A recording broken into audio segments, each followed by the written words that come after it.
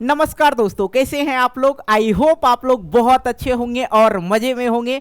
तो आइए आज की इस वीडियो में हम लोग देखते हैं कक्षा 10वीं के राजनीति शास्त्र का 5वां अध्याय। और ये सिविक्स का 5वां अध्याय जो है ये अंतिम अध्याय है। ठीक है, 5वां अध्याय में क्या दे रखा है, लोकतंत्र की चुनौतियां। बच्चों इससे पहले हम लोग 4 अध्याय कंप्लीट कर चुके हैं और चारों अध्याय का थोड़ा थोड़ा पाठ जो है इसमें दिया गया है। ठीक है, और वो 4 अध्याय अगर आप लोग अभी तक नहीं देखे हैं ना भैया, तो आप लोग के इसी वीडियो के नीचे डिस्क्रिप्शन बॉक्स में लिंक दे रखे हैं, वहां से आप लोग जाके देख सकते हैं। ठीक है, साथ में एक और बात बताता हूं आप लोग को, सभी अध्याय का जो किताब में आप लोग का प्रश्न उत्तर है, ऑब्जेक्टिव हो या सब्जेक्टिव हो या लघु उत्तरीय हो या दीर्घ उत्तरीय प्रश्न हो, सभी प्रश्न का आंसर भी करवा चुके हैं। तो भैया आप लोग देखिएगा तब ना, हम सब चीज जो है बारीक से पढ़ाते हुए आ रहे हैं। आप लोग में कमी है, हम अपने इधर से कोई कमी नहीं छोड़ना चाहते। भैया कमेंट भी नहीं करते हो, पूरा कमेंट बॉक्स खाली रहता है। तो भाई आप लोग ना कमेंट किया करो, कहाँ दिक्कत है सर।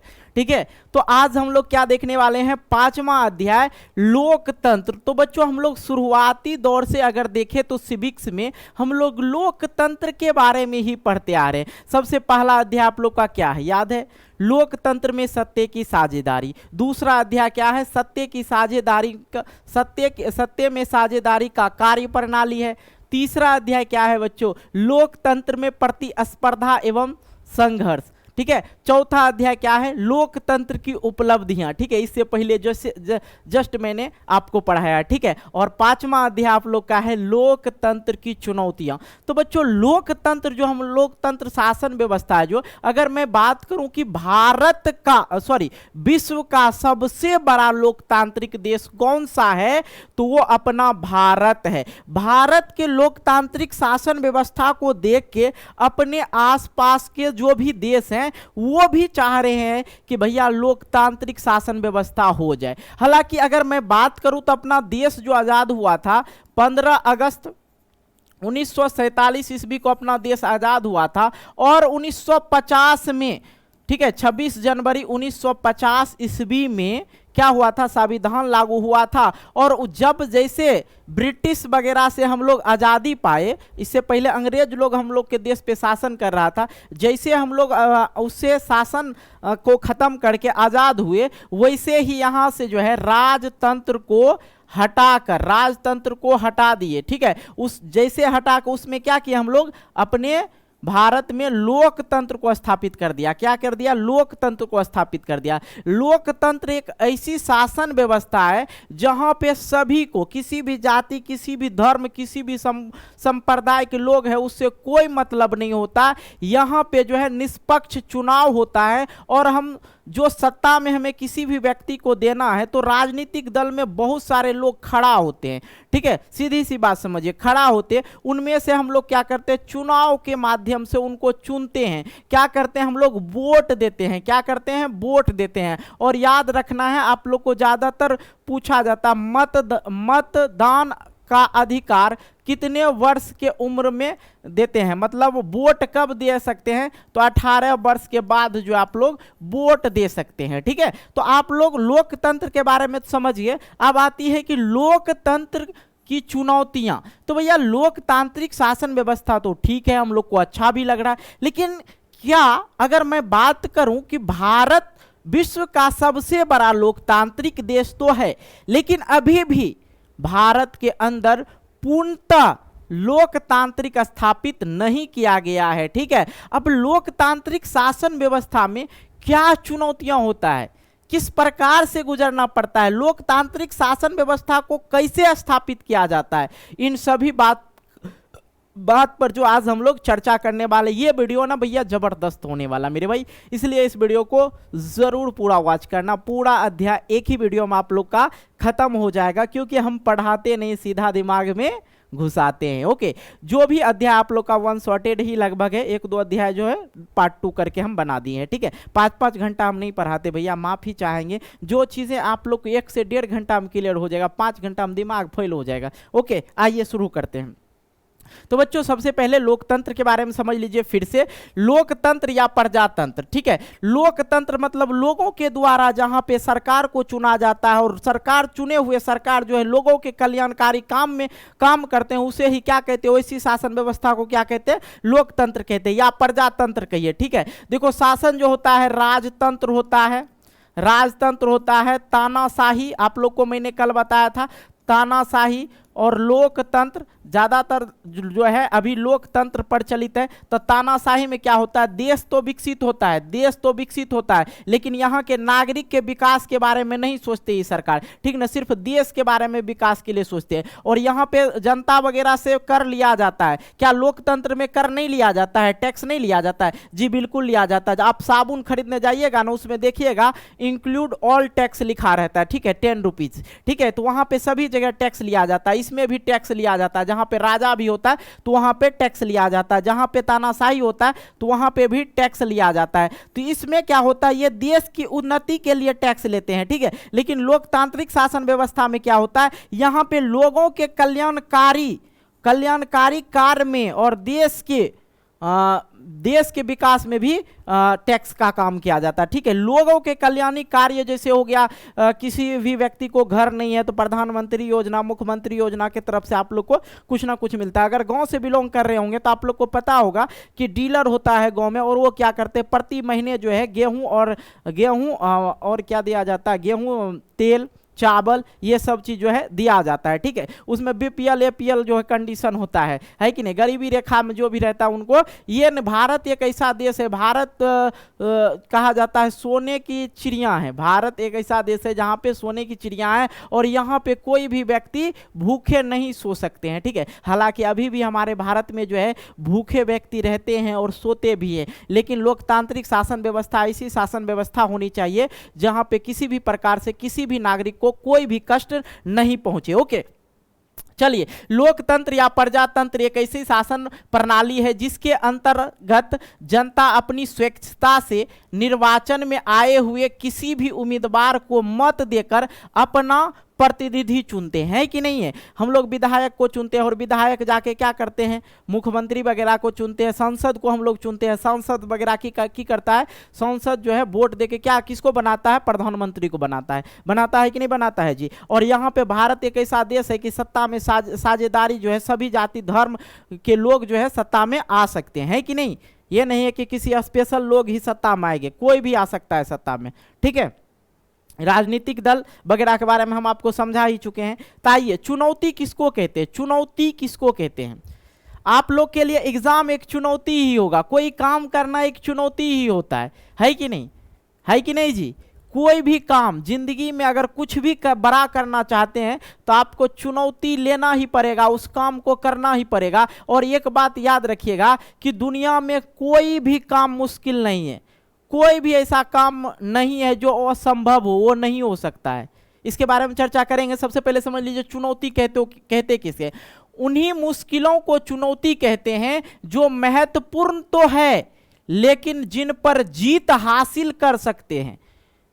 मुश्किल तो है हर काम, जिंदगी का कोई काम। आप पढ़ रहे हैं 10th में, एक बात बताइए, अगर आपके पिताजी बोल दे कि 95% से प्लस लाना है नहीं तो टांग तोड़ देंगे तो आपके लिए ना 95% एक चुनौती हो जाता है। लेकिन एक बात बताइए, ये पॉसिबल है कि नहीं है, ला सकते हैं कि नहीं ला सकते, लेकिन मुश्किल तो है, लेकिन इस पे हम जीत हासिल कर सकते हैं। तो जिस पे मुश्किल चीजों पे अगर हम जीत हासिल कर लेते हैं उसी चीज को हम लोग क्या बोलते हैं, चुनौती बोलते हैं, ठीक है। लोकतंत्र में जितनी सारी संभावनाएं हैं दुनिया में अभी कहीं भी उन सब का लाभ नहीं उठाया गया। लोकतंत्र में जितनी भी संभावनाएं हैं जो हो सकता है, लेकिन अभी भी भारत जो है सब विश्व का सबसे बड़ा लोकतांत्रिक देश है ना, लेकिन भारत में ज्यादातर हो चुका है, लेकिन अभी भी लोकतंत्र जो है पूर्णतः स्थापित नहीं किया गया है, पूरी तरह से कंट्रोल में नहीं है, सबको भागीदारी नहीं मिल पाती है। वही चुनौतियों का सामना करना पड़ेगा।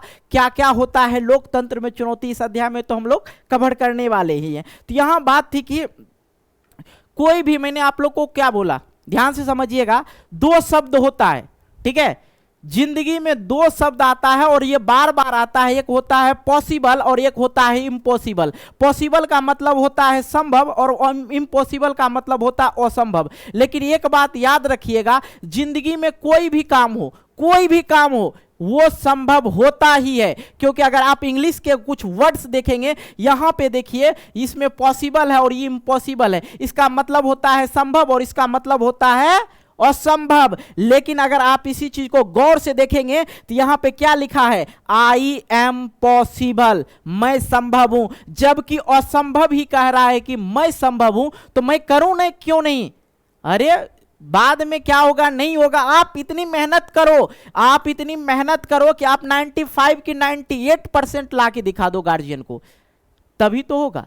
कोई भी काम ऐसा नहीं है कि दुनिया का असंभव है, असंभव में ही संभव छिपा है, इम्पॉसिबल में ही पॉसिबल छिपा है। इम्पॉसिबल खुद कह रहा है आई एम पॉसिबल, मैं संभव हूं, लेकिन करोगे तभी तो, है कि नहीं? ओके, ये चीज समझ में आ गया आप लोग को? तो हम सरकार के किस रूप को लोकतांत्रिक कहेंगे? सरकार के हम लोग किस रूप को लोकतांत्रिक कहेंगे? यहां पे कुछ सवाल है आपकी किताब में। चुने हुए शासक लोकतंत्र में अपनी मर्जी से सब कुछ कर सकते हैं, अपने मर्जी के हिसाब से कुछ कर सकते हैं, उसके लिए कानून बनाया गया। कानून कब बनाया, संविधान कब निर्माण किया गया? 26 जनवरी 1950 को। और कौन बनाया था? अरे भैया कहाँ, क्या कुछ सट गया है क्या? चलो भाई, हाँ एक सेकेंड आजा। अरे यार ये ना, ये क्या कहते हैं, रात में पढ़ा रहा हूँ ना इसलिए। 26 जनवरी 1950 ईस्वी को भीमराव अंबेडकर, ठीक है, भीमराव अंबेडकर जी जो है, ठीक है, अंबेडकर जी जो है संविधान निर्माता कहलाते हैं, अंबेडकर जी, ठीक है। अब देखो यहाँ पे क्या है, हम सरकार के किस रूप को लोकतांत्रिक कहेंगे? क्या चुने हुए शासक लोकतंत्र में अपनी मर्जी से सब कुछ कर सकते? जी बिल्कुल नहीं कर सकते, उसके लिए संविधान है और उसके नियम पूर्वक वो कार्य कर सकते हैं, है कि नहीं? दूसरी बात है कि लोकतांत्रिक सरकार के लिए सिर्फ लक्ष्मण रेखाओं में बांधकर कार्य करना चाहेगा। लोकतांत्रिक सरकार के लिए सिर्फ लक्ष्मण रेखाओं में बांध कर कार्य करना चाहेगा। लेकिन एक चीज है, लोकतांत्रिक और संविधान को आज के नेता लोग ना इस चीज को नहीं मानता, उससे अलग भी कार्य कर लेता है। और अलग कार्य क्या होना चाहिए? लोकतांत्रिक शासक में ध्यान दीजिएगा, अगर किसी भी प्रकार से आपके राज्य या देश में किसी भी प्रकार के आपदा आ गया, विपत्ति आ गया, तो उसमें आप उसके लिए अलग नियम कानून को नहीं देखते हुए उसमें आप खड़े रहेंगे और जनता का रक्षा करने का कोई ना कोई उपाय निकालेंगे, वो अलग हो जाता है। ऐसा नहीं है कि आप लोग जनता से टैक्स लेके अपना घर आलीशान बना लिए, बड़ा बड़ा बंगला बना लिए। ये सब क्या है? ये सब क्या है? राज्य को बर्बाद करना, देश को बर्बाद करना एक तरह से, ठीक है। वो अपने हिसाब से कुछ ना करे। लोकतांत्रिक शासन व्यवस्था कहता है कि सरकार अपने हिसाब से कुछ ना करे, सरकार अपने मर्जी से कुछ ना करे। जो संविधान में लिखा गया है, जो लोकतांत्रिक शासन व्यवस्था में दिया गया है, नियम पूर्वक वो काम करें। ओके, लोकतंत्र में कुछ चुनौतियां भी हैं जिन पर हमें गंभीरता पूर्वक विचार करना होगा। तो भाई लोकतंत्र में जो है क्या क्या चुनौतियां हैं वो भी हम लोग चर्चा करेंगे, टेंशन नहीं लेना। पहला तो हम लोग भारत में चुनौती देख लेंगे, उसके बाद हम लोग क्या देख लेंगे, बिहार में किस प्रकार से चुनौती है, और बाकी जो देश है, बाकी जो देश है उसमें किस प्रकार से लोकतांत्रिक शासन व्यवस्था लाया गया और कैसे लाया गया, किस तरह से दिक्कतें हो रही है, उनको लोकतांत्रिक शासन व्यवस्था में लाने में किस प्रकार की चुनौतियां होती, यह भी समझेंगे। लेकिन सबसे पहले हम लोग भारत समझेंगे। भारत में अलग अलग देश के सामने अलग अलग चुनौतियां होती है, अलग अलग देश जो होता है उनके लिए अलग अलग चुनौतियां होती है, ठीक है। एक बात बताइए, यह बात है 1990 का, ठीक है, याद रखिएगा। 1990 में जो है ये नेपाल, अपना पड़ोसी देश नेपाल जो है लोकतंत्र को स्थापित कर दिया था। क्या कर दिया था? लोकतंत्र को स्थापित कर दिया गया था। लेकिन इससे पहले राजतंत्र था और वहां के जो राजा थे, राजा कौन थे? वीरेन, कौन थे? वीरेंद्र, ठीक है, वीरेंद्र राजा थे। क्या? ज्ञानेंद्र उसके बाद आया, वीरेंद्र पहले था।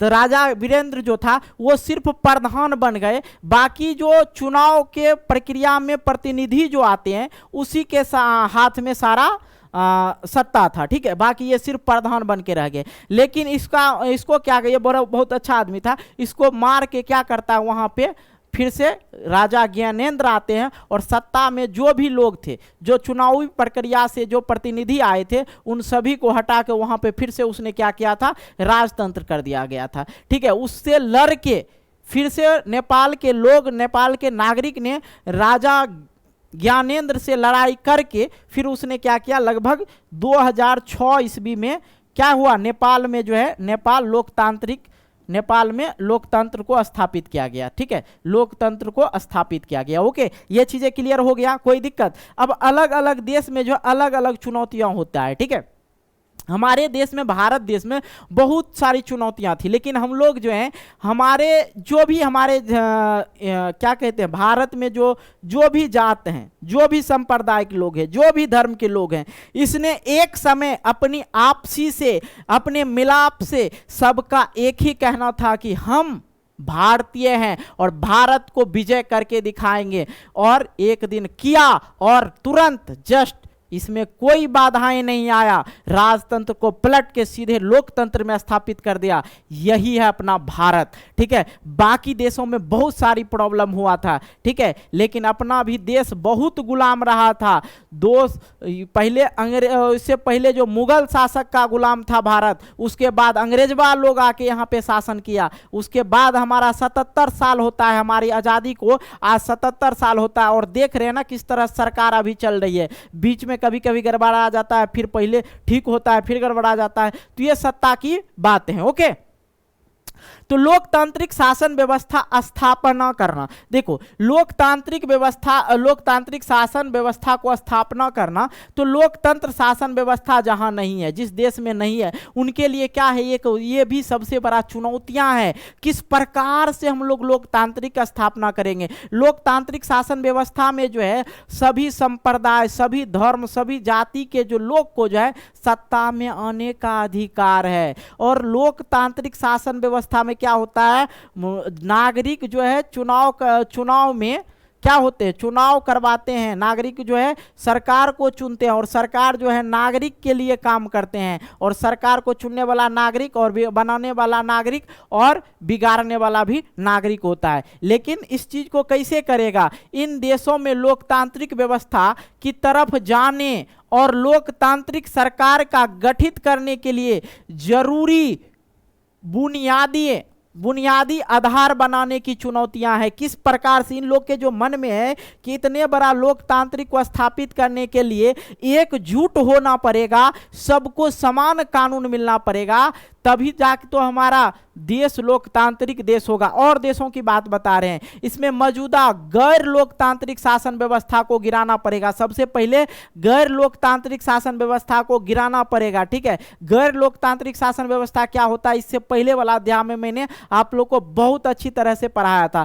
इसमें जो है किसी भी प्रकार का नियम नहीं होता है, किसी भी व्यक्ति को मौलिक अधिकार नहीं होता है, किसी भी प्रकार का अधिकार नहीं दिया जाता। यहाँ पे सत्ता में जो भी व्यक्ति होते हैं, गिने चुने व्यक्ति होते हैं, उन्हीं लोग का वर्चस्व अधिक होता है। सत्ता पर सेना का नियंत्रण को समाप्त करना होगा। पाकिस्तान में जो है, यहां आप देखिए, सत्ता पर सेना का अधिकार, सत्ता पर जो है सेना का अधिकार हो गया था। कहां पे, पाकिस्तान में। ध्यान दीजिएगा, पाकिस्तान में जो है मिलिट्री, ठीक है, मिलिट्री सेना का जो है यहाँ पे जो है सरकार, सत्ता पर सेना का नियंत्रण को समाप्त करना होगा। वहाँ पे क्या हुआ था, पाकिस्तान में मिलिट्री का शासन व्यवस्था लागू किया गया था। बहुत दिन मिलिट्री शासन व्यवस्था रहा, वहाँ पे सेना ही सत्ता को चलाता था। ठीक है, तो ये कहीं ना कहीं हटाना पड़ेगा। एक संप्रभु मतलब सभी व्यक्ति नागरिक को एक होकर कारगर शासक व्यवस्था को स्थापित करने की चुनौतियां हैं उन लोग के पास।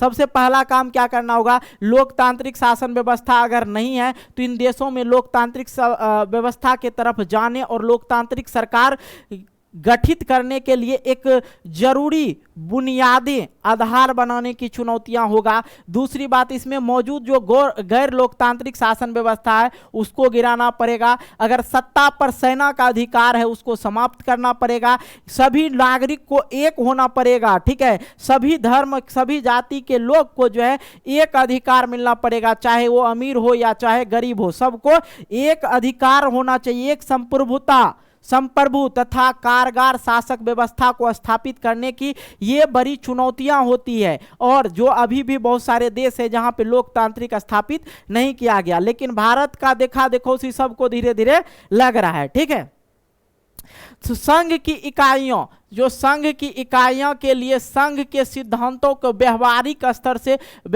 स्तर पे लागू करना होगा। ऐसे जो है संविधान वगैरह जो है लागू हो चुका है, नियम बन चुका है, लेकिन अपने व्यवहारिक जीवन में भी संविधान को लाना पड़ेगा तभी होगा। ऐसा नहीं है कि जो कानून के लोग हैं, आज देखिएगा कानून के लोग खुद कानून के बारे में नहीं जानते हैं। पुलिस वगैरह देखिएगा जब कांस्टेबल वगैरह पकड़ेगा ना गाड़ी को, पहले नंबर तो कांस्टेबल वगैरह का ये हिम्मत नहीं होना चाहिए किसी का आप डॉक्यूमेंट मांगे या किसी का चाबी खींच लें।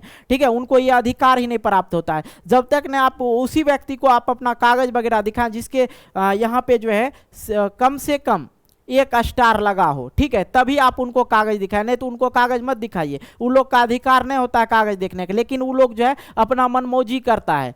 देखे गाड़ी लगने से पहले चाबी खींच लेगा, चाबी खींचने का कोई तरीका ही नहीं है। अगर व्हीकल वगैरह से व्हीकल मोटर से अगर आप उस पर केस करेंगे ना तो उनका नौकरी उतर जाएगा, उनको ध्यान ही नहीं रहता ये चीज़ को। सबसे पहले जो संघ की सभी इकाइयों की जो संघ होती है उनके सिद्धांतों को अपने जीवन के व्यवहारिक रूप में लाना होगा। ठीक है, सबका नियम सबके लिए एक होना चाहिए, चाहे वो हिंदू धर्म के लोग हो या मुस्लिम धर्म के लोग हो या किसी भी धर्म किसी भी संप्रदाय के लोग हो, उनको सबको एक होना पड़ेगा और अपने व्यवहारिक जीवन में सब समान रूप से जिएगा। ये नहीं कि हमारा धर्म बड़ा है, हमारा धर्म बड़ा है, तब गड़बड़ हो जाएगा, वहां पे दिक्कतें हो जाएगी। साथ में महिलाओं और अल्पसंख्यक समूह के उचित भागीदारी सुनिश्चित करना होगा। ऐसी ही चुनौतियां होती है यहाँ पे। क्या मैं आप लोग को बता रहा हूं, लोकतंत्र स्थापित करने के लिए जो चुनौतियां होती है, ठीक है, अभी तो भारत में लोकतांत्रिक है, ठीक है, यहाँ पे भी उस तरह की चुनौतियां नहीं हुआ हालांकि, लेकिन अगर कोई देश करना चाहता तो उन लोग के लिए चुनौती बता रहे हैं आप लोग को। महिलाओं और अल्पसंख्यक, अल्पसंख्यक क्या होता है? जिसकी संख्या कम हो, जिसकी संख्या कम हो। और बहुसंख्यक क्या हो? जिसकी संख्या कम हो और बहुसंख्यक, बच्चों मैंने आप लोग को बताया था ना, बहुसंख्यक संख्यक, ठीक है, बहुसंख्यक जिसकी संख्या ज्यादा हो, जिसकी संख्या ज्यादा हो, उसको क्या कहते हैं? बहुसंख्यक कहते हैं। ठीक है, तो महिला और अल्पसंख्यक, कुछ धर्म और कुछ संप्रदाय कुछ जाति के जो लोग होते हैं उनकी संख्या कम होते हैं, उनकी भी भागीदारी सुनिश्चित करना होगा कि सत्ता में उनका भी भागीदारी होना चाहिए, साथ में महिलाओं का भागीदारी होना चाहिए। ये सब क्या है? ये सब चुनौतियां हैं। किस प्रकार से भागीदारी लेंगे, किस प्रकार से लोगों को समझाया जाएगा। कम से कम ही चीजें लोकतांत्रिक नियंत्रण के बाहर होना चाहिए। बहुत कम चीज जो है लोकतांत्रिक शासन व्यवस्था से बाहर होना चाहिए। ज्यादा से ज्यादा लोकतांत्रिक शासन व्यवस्था में, तब जाके लोकतंत्र को स्थापित कर सकते हैं। तो आई होप आप लोग समझ गए लोकतांत्रिक शासन व्यवस्था को स्थापित करने के लिए किन किन चुनौतियों को सामना करना पड़ता है। ओके, अब देखो लोकतंत्र की जो चुनौतियां होती है, हालांकि कौन कौन से होते हैं? मौलिक अधिकार की चुनौतियां, विस्तार की चुनौतियां, लोकतंत्र को मजबूत बनाने की चुनौतियां, ये लोकतंत्र की चुनौतियां होती है। वो मैंने आप लोग को क्या बताया, लोकतंत्र स्थापित करने के लिए ये सब चीजें की चुनौतियां होती है। लेकिन लोकतंत्र की जो लोकतंत्र में आने के बाद, अगर मैं भारत को लोकतांत्रिक शासन व्यवस्था में तो दे दिए, लेकिन इनके अंदर क्या क्या चुनौतियां होता है वो समझ लीजिए। ठीक है, मौलिक अधिकार, लोगों का जो अधिकार है, ठीक है, संविधान में वैसे 7 अधिकार था, अब 6 अधिकार हो गया, मौलिक अधिकार। और ये विस्तार किस प्रकार से स्थापित करेंगे, मतलब लोकतंत्र को जो है किस प्रकार से स्थापित करेंगे, विस्तार की स्थापित, लोकतंत्र को मजबूत करने की चुनौतियां, लोकतंत्र शासन व्यवस्था किस प्रकार से मजबूत होगा। अब मान लिया जाए सभी जाति धर्म को अगर नहीं देते हैं सत्ता में साझेदारी, तो कभी लोकतांत्रिक शासन व्यवस्था मजबूत होगा? नहीं होगा। अगर आपके जात में मान लिया जाए कोई जात ए जात है, कोई ए जात है और इनका बहुसंख्यक है, ये बहुसंख्यक है, और ये लोग अगर जातिवाद कर दिया तो इनका वोट अधिक हो जाएगा, इनको बहुमत अधिक मिलेगा, तो क्या होगा? ये जीत जाएगा। ये चीजें नहीं होनी चाहिए लोकतंत्र में। जो व्यक्ति अच्छे काम करे, जो आपके विकास के लिए काम करे, उनको चुनना चाहिए। ओके, ये चीजें क्लियर हो गया, लेकिन इनके बारे में हम लोग थोड़ा सा डिटेल से समझेंगे। ये थोड़ा आपके किताब के बाहरी चीज हम आपको बता रहे हैं, ठीक है, और ये बताना जरूरी है, ठीक है। मौलिक अधिकार की चुनौतियां, मूल रूप से भारत के संविधान भाग 3 में 7 मौलिक अधिकार को शामिल किया गया है, ठीक है। इनमें संपत्ति का अधिकार शामिल था, 7वां जो था उसमें संपत्ति का अधिकार जो है शामिल था, लेकिन उसे क्या किया गया, जिसे 44वें संविधान संशोधन द्वारा हटा दिया गया। अब केवल 6 मौलिक अधिकार है जो इस प्रकार है। समानता का अधिकार, समानता का अधिकार मतलब किसी भी धर्म जाति, किसी भी धर्म जाति लिंग के लोग हैं उनको जो है समान अधिकार होना चाहिए, ठीक है। किसी भी, अब देखो एक चीज हुआ था अमेरिका में, याद रखिएगा, अमेरिका में जो है रंग भेद हुआ था। क्या हुआ था? रंग भेद, मैंने आप लोग को बताया था रंग भेद हुआ था। वहां पे जो है काला गोरा का रंग भेद हुआ था। किससे? स्किन का, मुंह का रंग काला गोरा के लिए रंग भेद हो गया था, अलग कर दिया था। तो काला गोरा के लिए भी रंग भेद हुआ था वहां पे, ठीक है। लेकिन यहाँ पे भारत एक ऐसा देश है जहाँ पे हिंदू, मुस्लिम, सिख, ईसाई, जितने भी जाति के, जितने भी संप्रदाय, जितने भी संप्रदाय के लोग हैं, सब एक साथ रहना चाहिए। ये नहीं कहना चाहिए कि हमारा धर्म बड़ा है, हमारा धर्म बड़ा है। अगर हम बोल दे कि हिंदू धर्म बड़ा है, मुस्लिम धर्म नीचा है, तो कहीं ना कहीं मुस्लिम को नीचे दिखा रहे हैं, ठीक है। अगर मुस्लिम बोल दे कि हमारा धर्म बड़ा है, तो वो क्या कह रहा है, हमरे धर्म बड़ा है, तो फिर हिंदू लोग को लगेगा कि वो बोल रहा है हमारा धर्म, दोनों में विवाद हो जाएगा। लेकिन लोकतांत्रिक शासन व्यवस्था में कहता है कि सब बराबर हैं। क्या है? सभी को समानता का अधिकार दिया जा रहा है। जितना आपको अधिकार है उतना ही मुस्लिम लोग को अधिकार देगा, सिख को अधिकार देगा, किसी भी जाति संप्रदाय के लोग हो उनको समान अधिकार प्राप्त है, ठीक है। स्वतंत्रता का अधिकार, किसी भी जाति से लोग हो, कोई भी लोग है, सबको स्वतंत्रता का अधिकार दिया गया। कोई भी लोग अपना बिजनेस कहीं भी खड़ा कर सकता है, किसी भी राज्य में जा सकता है, वो घर बना सकता है संविधानता पूर्वक, ठीक है, घर बना के रह सकता है, किसी भी राज्य में जाके आप बस सकते हैं। तो ये जो है स्वतंत्रता का अधिकार दिया गया। आपका मन है किसी भी प्रकार का व्यापारिक व्यापार करने का, वो आप कर सकते हैं। आप यहाँ पे ये नहीं कीजिएगा कि आप ड्रग्स वगैरह का व्यापारी शुरू कर दीजिएगा। तो ये कहीं ना कहीं कानून से उल्लेखित किया गया, हटाया गया है कि स्वतंत्रता का अधिकार है, मतलब हो गया आप एक राज्य से दूसरे राज्य में व्यापार कर सकते हैं, किसी भी प्रकार की फैक्ट्री डाल सकते हैं। यहाँ पे आप स्वतंत्र रूप से हर कार्य को कर सकते हैं। कोई भी धर्म, किसी भी संप्रदाय के लोग हैं, सब यहाँ पे भारत में स्वतंत्र है। भारत एक स्वतंत्र देश है, ठीक है। शोषण के विरुद्ध अधिकार, ठीक है। यहां पे समझिएगा, यहां पे क्या हुआ, दलित और महादलित जो होता है, सिंपल सा उदाहरण देते हैं, ठीक है।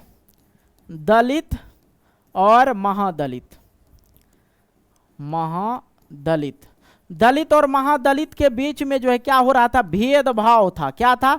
भेदभाव था। ये दोनों के साथ, दलित और महादलित के साथ क्या था, भेदभाव था। मतलब इसे निचले पद कर्म, जाति के निचले पद कर्म पे रखा जाता था, और इनको जो है लोग देखना पसंद नहीं करता था। इनका दर्शन जो है, इनका दर्शन को कहा जाता था कि मतलब हम, आज मेरा जतरा खराब हो गया, ठीक है। तो शोषण के विरुद्ध अधिकार मतलब किसी भी जाति, किसी भी संप्रदाय, किसी का कोई भी लोग हो, सब बराबर है, उनका आप शोषण नहीं कर सकते हैं, ठीक है। उसके विरुद्ध अधिकार दिया गया है, ठीक है, कि नहीं कर सकते। धार्मिक स्वतंत्रता का अधिकार, आप अपने धर्म को मान सकते हैं, हिंदू लोग अपना धर्म को मानेंगे और मुस्लिम लोग जो है अपने धर्म को स्वतंत्रता पूर्वक मान सकते हैं। कोई यहाँ पे दुराई बुराई नहीं है, ठीक है। जिसको जो मानना, सिख अपने धर्म को मान सकते हैं, ईसाई अपने धर्म को, हिंदू अपने धर्म को मान सकते हैं। ये आपके मौलिक अधिकार के अंतर्गत ही आता है। संस्कृति एवं शिक्षा का अधिकार, सांस्कृतिक, सभी का जो कल्चर होता है अलग अलग होता है, ठीक है। अब देखो, जैसे एक साधारण सा उदाहरण दो, संस्कृति का मतलब हो गया किस संस्कार में आप रहते हो, किस परिवेश में रहते। कहते हैं ना कि हमारा ये संस्कार है। हिंदू धर्म का एक संस्कार होता है, जब किसी के घर या किसी के कोई व्यक्ति मर जाते हैं, अपने आसपास के जो लोग होते हैं, अगर वो मर जाते हैं तो वो हम लोग शोक प्रदर्शित करने के लिए क्या करते हैं, बाल कटा लेते हैं। क्या करते हैं? बाल कटा लेते हैं, क्योंकि ये हिंदू धर्म का कहीं ना कहीं एक संस्कार है, ठीक है। भोज करते हैं, उसके बाद जो हम लोग का क्या होता है, भोज करती है, संस्कार वगैरह से ही लिया जाती है, संस्कार ही है। और विद्यार्थी का भी संस्कार होता है, आपके अंदर संस्कार होता है, विद्यार्थी वाला लक्षण होता है, ठीक है। विद्यार्थी का लक्षण होता है कि आप पढ़ें, ध्यान से दें, किताब पढ़ें तो किताबें पढ़ें, ठीक है। मतलब बाकी काम को भी हम लोग करें, और विद्यार्थी का ये मतलब नहीं होता है, मतलब आप बाल बराबर रखो, कोई दिक्कत नहीं, कोई ये चीज़ नहीं लिखा गया कि बाल का है बड़ा। लेकिन अगर आप पढ़ रहे हैं तो किसी से बात करते हैं तो उनको ये अनुभव होना चाहिए कि भाई लड़का पढ़ा लिखा है, इंटेलिजेंट है, ठीक है, तो उससे वो पता चल रहा है भाई लड़का पढ़ा लिखा है। तो सांस्कृतिक और शिक्षा का अधिकार दिया गया कि आप अपने अनुसार शिक्षा ले सकते हैं, कोई जरूरी नहीं है कि आप ये शिक्षा लीजिए, वो शिक्षा लीजिए। हम हिंदू हो के उर्दू की शिक्षा ले सकते हैं ना, बिल्कुल ले सकते हैं। मुस्लिम लोग जो है संस्कृत की शिक्षा ले सकते हैं। कोई भी शिक्षा पर अधिकार दिया गया पूर्णतः स्वतंत्र रूप से। आप सांस्कृतिक और शिक्षा का अधिकार है, और धार्मिक रूप से स्वतंत्रता का अधिकार मतलब है कि अगर मन है आपका हिंदू से मुस्लिम बनने का तो आप स्वेच्छापूर्वक बन सकते हैं, मुस्लिम से हिंदू बनने का तो आप स्वेच्छापूर्वक बन सकते हैं। इस पे कोई भी किसी भी प्रकार का रोक टोक नहीं है, ठीक है। संवैधानिक उपचारों का अधिकार, संवैधानिक उपचारों का अधिकार, कोई भी काम कीजिएगा उसका अंतर्गत संवैधानिक तो उपचारों के अंतर्गत ही करना होगा, ठीक है। क्या होगा? संवैधानिक उपचारों का अधिकार, संविधान के अनुसार ही आप किसी काम को कर सकते हैं, ऐसा नहीं कि संविधान का उल्लंघन करके आप काम करें। तो आई होप मौलिक अधिकार जो है समझ गए होंगे, मौलिक अधिकार की चुनौतियां। तो ये हमारे भारत में हालांकि ये चीजें है ही, लोकतांत्रिक शासन व्यवस्था को स्थापित करने के लिए कहीं ना कहीं ये अधिकार है। हालांकि हम लोग कहते हैं लोकतांत्रिक, लेकिन यहाँ पे देखा जाए तो मुस्लिम हिंदू में विवाद होते रहता है, ठीक है। अपने जात हिंदू धर्म जो है हिंदू धर्म से लड़ जाते हैं, लड़ाई होते हैं, लेकिन हम लोग क्या करते हैं आपस में मिल बैठ के बात कर लेते हैं, उसको बड़ा सा कोई झंझट नहीं बनाते हैं, ठीक है। मुद्दा को खराब नहीं करना चाहिए, ओके। आइए विस्तार का अधिकार। विस्तार का अधिकार का मतलब हो गया विस्तार की चुनौती में सभी धर्म, विभिन्न संप्रदाय समूह और विभिन्न संस्थाओं में लोकतांत्रिक सरकार के मूल सिद्धांत को लागू करना शामिल है, ठीक है। विस्तार की चुनौती में सभी धर्म, विभिन्न सामाजिक समूह और विभिन्न संस्थाओं में लोकतांत्रिक सरकार का मूल सिद्धांत को लागू करना या शामिल करना। स्थानीय सरकार को अधिक अधिकार दी जाने चाहिए। जो स्थानीय सरकार होता है, जो लोकल गवर्नमेंट होता है, लोकल गवर्नमेंट जो होता है उनको अधिक से अधिक शक्ति दिया जाना चाहिए, लेकिन ऐसा नहीं होता है। जो ज़्यादातर शक्तिशाली कौन होता है? संघ सरकार, ठीक है, केंद्रीय सरकार। मैंने आप लोग को 3 स्तरीय सरकार, भारत में 3 स्तरीय सरकार चलता है। पहला हो गया आपका केंद्र सरकार, ठीक है, जो पूरे भारत पे शासन करता है, ठीक है। उसके बाद हो गया आपका राज्य सरकार, ठीक है, राज्य सरकार। एक हो जाता स्थानीय सरकार, ठीक है, स्थानीय पंचायती सरकार, सीधे बोलिए पंचायती राज सरकार या स्थानीय सरकार, जो मर्जी, आप लोग को इसके बारे में हम पढ़ा चुके हैं। ये सब सरकार होता है। तो स्थानीय सरकार को जो है अधिक शक्ति दी जानी चाहिए, ताकि अगर मान लिया जाए स्थानीय सरकार के अंतर्गत आ गया आपका एक पंचायत, ठीक है, अगर सभी अधिक अधिकार दिया जाए, अगर एक पंचायत में जो मुखिया होते हैं, मुखिया प्रतिनिधि जो होते हैं, अगर इनको लगभग सभी प्रकार का अधिकार अगर प्राप्त हो तो ये जो है पूरे पंचायत को बांध के अच्छी तरह से उनको सुचारू रूप से चला सकते हैं, ठीक है। यहाँ पे भी चलेगा, यहाँ पे भी चलेगा। तो ये पूरे धीरे धीरे पूरे भारत में जो है अच्छी प्रकार से लोकतांत्रिक को स्थापित कर सकते हैं, और लोगों के जो मन में भेदभाव उसको खत्म कर सकते हैं। तो छोटे छोटे जगह में अगर छोटे क्षेत्र में अगर वहाँ की शासन व्यवस्था अच्छी हो जाए तो कहीं ना कहीं हमारे पूरे भारत की शासन व्यवस्था अच्छी हो सकती है, ओके।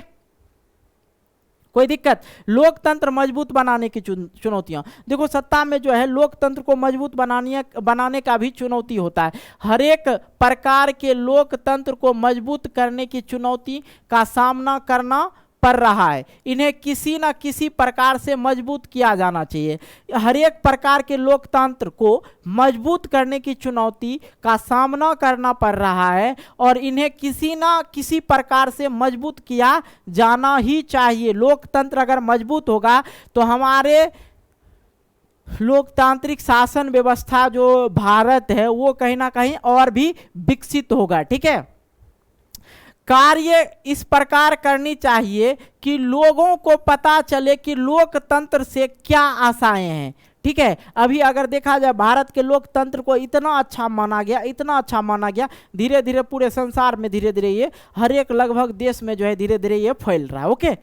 जनता को अलग अलग आवश्यकताओं के कारण इस चुनौतियों को अलग समाजों में अलग अलग अर्थ दिए जाते हैं। जनता की अलग अलग आवश्यकताएं के कारण इस चुनौती को अलग अलग समाजों में अलग अलग अर्थ होते हैं।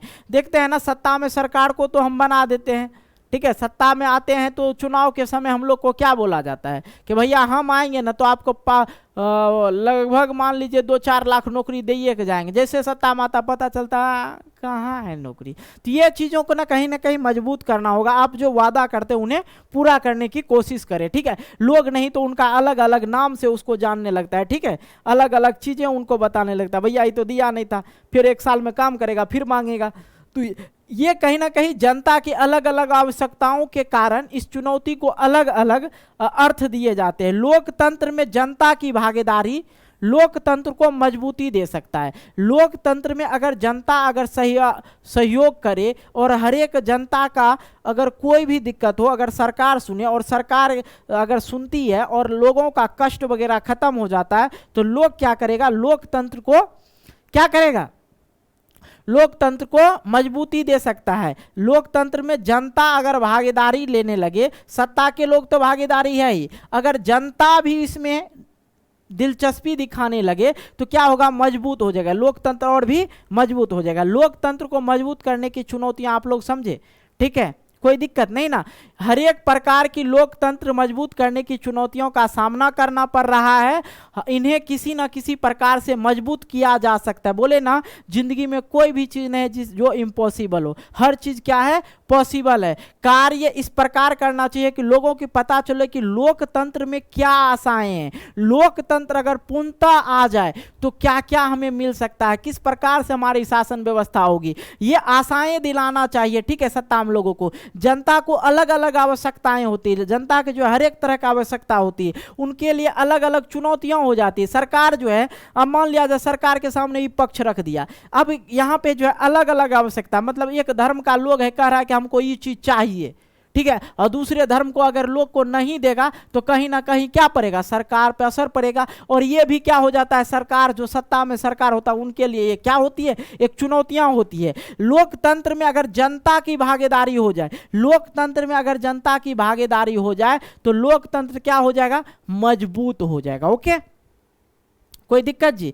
कई लोकतांत्रिक देश में राजनीतिक नेता, अधिकारी भ्रष्ट, बेईमान और असक्षम होते हैं, वे रिश्वत मांगते हैं। इसका परिणाम नागरिक के विश्वास में कमी होता है। ध्यान से समझिएगा मेरे भाई, ठीक है, बहुत जबरदस्त चीज है। यहाँ लोकतांत्रिक देश में भी देखती है, राजनीतिक में जो लोग हैं वो अधिकारी जो है भ्रष्ट है, बेईमान है, असक्षम है। आप जाइएगा ना, पानियों खत्म हो गया, चलिए कोई नहीं, देख लेते हैं। तो लोकतांत्रिक राजनेता भी जो भ्रष्टाचार है, जैसे आपसे वादा करेगा वो काम करवे नहीं करता है, कुछ आशाएं दिला के छोड़ देता है, तो लोकतंत्र पर से लोग का कहीं ना कहीं विश्वास हट रहा है। एक चीज और गौर कीजिएगा कि देखते हैं ना, आज के डेट में जो नेता वगैरह है, नेता और अभिनेता में एक चीज कॉमन हमको समझ में आता है, नेता का बेटा ही नेता ने, ठीक है, नेता का बेटा ही नेता बनता है और अभिनेता का बेटा ही अभिनेता बन रहा है कि नहीं है। बाकी जो पढ़े लिखे लोग हैं, सत्ता ये राजनीतिक को जो है बड़ा गंदी नजर से देखा, क्या राजनीति में पड़ेगा यार, किस्मत बर्बाद हो जाएगा, कुछ नहीं होने वाला है। क्योंकि राजनीतिक में जो पहले से पैर जमाए हुए हैं, वो लोग जो है, जो पहले से पैर जमाए, वो अपना सत्ता छोड़ना ही नहीं चाहता। कुर्सी सबको प्यारी है, भारत में हो या कहीं पे भी हो, कुर्सी सबको प्यारी हो, केंद्र सरकार हो या राज्य सरकार हो, सबसे पहले राजनीतिक दल का एक ही उद्देश्य होता है, सबसे पहले सत्ता प्राप्ति करेंगे, उसके बाद तो हम लोग राज करबे करेंगे। ये जो रिश्वत मांगते हैं, अगर जनता लोग अगर किसी को वोट दे दिया, मान लिया वार्ड साहब को वोट दे दिया, ठीक है, नॉर्मल सी बात, पंचायती की बात बता रहे हैं, वार्ड को वोट दिला दिया और वार्ड कहेगा कि वार्ड का जैसे प्रधानमंत्री योजना आया, वार्ड कहेगा 10,000 रुपया दीजिएगा न, तब जाकर हम आपको इंदिरा आवास दिलवा देंगे। तो कहीं ना कहीं लोग के मन में ये सोचता है, अरे भैया तोरा तो हम अपना वोट दे के बनाए हैं, तुम काहे पैसा मांग रहा है, लेकिन दे देता है लोग, लेकिन लोग देता, अगला बार वो नहीं जीतेगा, ये बात याद रखिएगा। ओके, ये चीजें समझ में आ गया। अब भैया हम ये चीजें क्लियर कर दिए किस प्रकार से नहीं होता, बहुत सारी चीजें इस इधर जो पहले था आप लोग के लिए क्या क्या पहले पढ़ाया, देखिए चुनौती आप लोग को समझ में आ गया। हम सरकार को किस रूप की चुनौती, सॉरी लोकतंत्र कहेंगे, किस प्रकार की सरकार को हम सरकार के किस रूप को लोकतंत्र कहेंगे। दूसरी बात कि लोकतंत्र शासन व्यवस्था को स्थापित करना किस प्रकार से होगा, ठीक है। अगर लोकतंत्र की चुनौतियां, मौलिक अधिकार की चुनौतियां, विस्तार की चुनौतियां और लोकतंत्र को मजबूत बनाने की चुनौतियां, ठीक है। मौलिक अधिकार की चुनौतियों के बारे में बताए, विस्तार चुनौतियों के बारे में बताए और इनके बारे में बता दिए। अब बारी आता है कि भारतीय लोकतंत्र के अन्य प्रमुख चुनौतियां क्या होता है। भारत में तो आपको लग रहा है कि भैया मोदी जी काम नहीं कर रहे हैं, नीतीश जी काम नहीं कर रहे हैं, लेकिन उनके प्रति वो चाहते हैं कि हमारा देश विकसित हो। कोई भी नेता ऐसा नहीं चाह रहा है कि नहीं हो, लेकिन उन लोग में भी कुछ ना कुछ भ्रष्टाचारी लोग होते हैं, है कि नहीं। सब तो नहीं, लेकिन कुछ ना कुछ होते जरूर है मेरे भाई, ठीक है। अब देखो होता क्या, आतंकवाद। यहाँ पे समझना, भारत में जो सत्ता में लोग बैठे हुए हैं, भारत की ही बात कर रहे हैं, भारत यह लोकतंत्र के अन्य प्रमुख चुनौतियां जो है क्या क्या है समझिएगा। आतंकवाद, आतंकवाद देखिए, धमकी मिलता है, हिंसा, हत्या, अपहरण और सार्वजनिक संपत्ति को नष्ट करके शासन पर अपनी मांगों को मनवाने के लिए दबाव बनाना क्या है, आतंकवाद है। आतंकवाद है, क्या है, आतंकवाद है। आतंकवाद भी भारत में कम नहीं है। धमकी, हिंसा, हत्या, अपहरण, सार्वजनिक संपत्ति मतलब सभी जन का जहां अधिकार होता है, जैसे स्कूल हो गया, मंदिर हो गया, ये सब क्या है, सार्वजनिक स्थान है। उन पर सार्वजनिक स्थान को क्या कहा जाता है, सार्वजनिक संपत्ति को नष्ट करके शासन पर अपनी मांग को मनवाने के लिए दबाव बनाना क्या कहलाता, आतंकवाद है, ठीक है। सरकार को विकास से ध्यान हटाकर आतंकवादी गतिविधियों पर अधिक समय तक ध्यान देना पड़ता है। ध्यान समझिएगा। अब सरकार चला रहा है, सत्ता चला रहा है, लोगों की राज कल्याण के लिए, लोक कार्य कल्याण के लिए काम करते हैं, कल्याणकारी काम करते हैं, कल्याणकारी योजना निकालते हैं। बीच बीच में क्या होता है, आतंकवादी वगैरह जो होता है, आतंकवाद क्या होता है, उसी हमारे भारत के अंदर ही, अंदर और बाह्य दोनों तरफ से आतंकवादी होते हैं, ठीक है।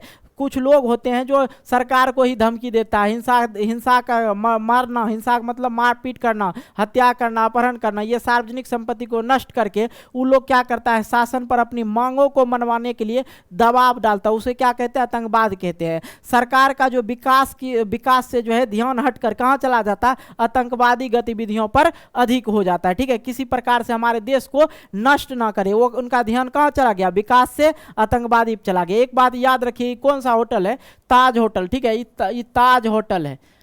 ताज होटल कहाँ है भैया, मुंबई में। यहाँ पर आतंकवादी हमला हुआ था, ठीक है। अब यहाँ पे सरकार जो है, यहाँ ये 5 स्टार होटल है और यहाँ पे चाय पीने का 1200 रुपया लगता है, ठीक है। बड़ा अमीर आदमी का होटल है।